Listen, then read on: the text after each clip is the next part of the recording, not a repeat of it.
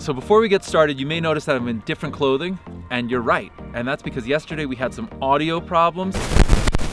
Property 1. And we had some drone problems, and our commitment to you and each other and this project is nothing but the highest quality. So Charles and I woke up early, we got here at sunrise, and this is take 2. Now, what you're about to watch is footage from yesterday where we flew in the foremost experts in eco, adventure, luxury, tent, glamping, harsh conditions, creating things, magical experiences, and you're gonna watch that footage. I'd love to hear what you think about it. This first property that we're looking at is a 10-acre parcel here in Victor, Idaho, and we're gonna call this the Treehouse Project. My goal is really to cater to the people that are coming here that are really into the sport, the adventure, the outdoor, the wellness, you know, things that are important to me personally, which is why I'm here. And I don't know whether it's a good business model or a bad business model, but it's served me pretty well in life. I kind of find that when I do things that are meaningful to me or that I think are cool, there's generally a larger audience. It's not infinitely scalable, but I'm not trying to be Amazon or IKEA. I'm trying to have a very small niche of hardcore dedicated people, and when I say small, I'm not talking about like there's 3 people in the world that this would interest. There's a lot of people. But I think that the opportunity and sort of my vision is not to do traditional canvas with Navajo rugs and Adirondack chairs around a fire pit, and it feels kind of like a dude ranch. And you could just be you could be in Montana, or you could be in Colorado, or you could be in Wyoming. What I'd like to try and do, and I showed Jamie yesterday, there's a brand here that I'm wearing. It's called Stio. It's made and designed here in Jackson Hole. The #1 extreme skiing and surfing and so on, Teton Gravity Research, that film company we're going to pass by here. People come to this region to do things that they can't do anywhere else. And so I'd like to capture that in terms of the look and the feel of the camp itself and of the tents. And so there's a tent manufacturer, for instance, in Steamboat Springs, Colorado. They make some of the best tents for backcountry stuff out here. And I'm not saying that we have to work with them or use their tents or whatever, but it should be influenced in that as opposed to canvas traditional stuff.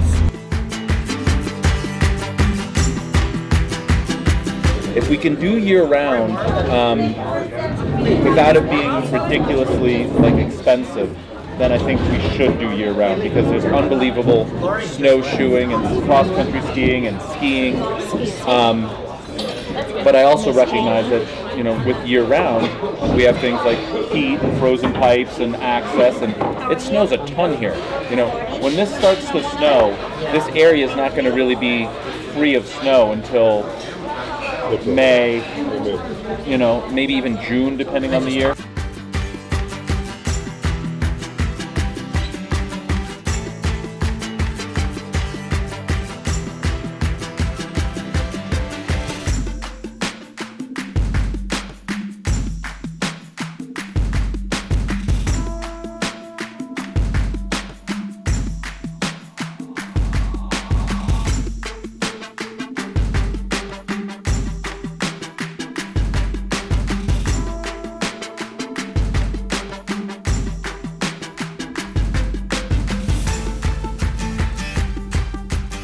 The question becomes, if I have a house and a guest house, can I then have another facility with a kitchen? Is that considered a house? Now that falls into the conditional use category. So it really depends on what you're looking to do. When Richard and I first started looking at this, we were talking about, you know, platforms for tents. Mm-hmm. That falls into the camping category very easily. Mm-hmm. Yeah, what you're dealing with are 2 different issues: a conditional use and a building permit. Building permit, you know, I could go get a building permit to build a house if I had my plans and they were engineered in a week.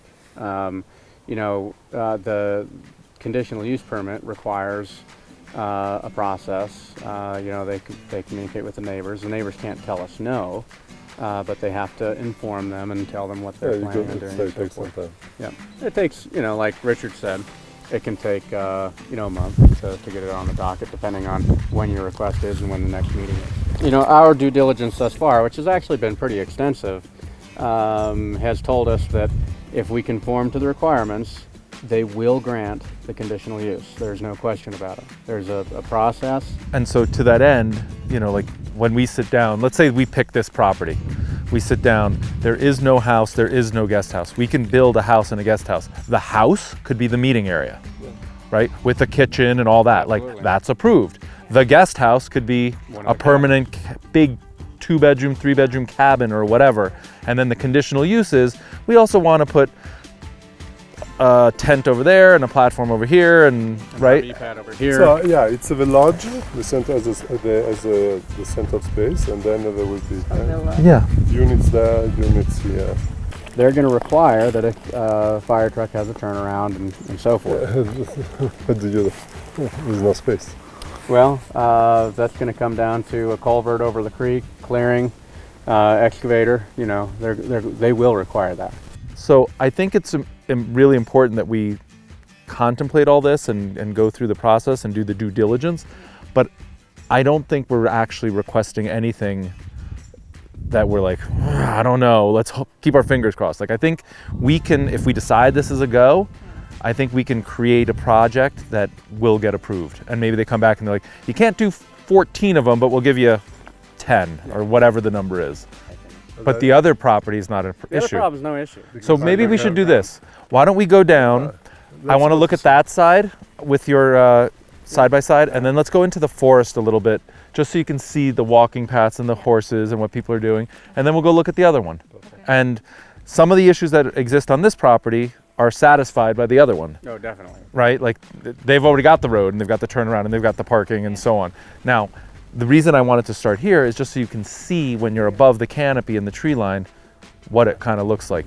On the other one, I think we're at the same elevation, so we could have similar, right? But where we're gonna look, we have to clear some of the trees, thin out the trees to get this sort of view.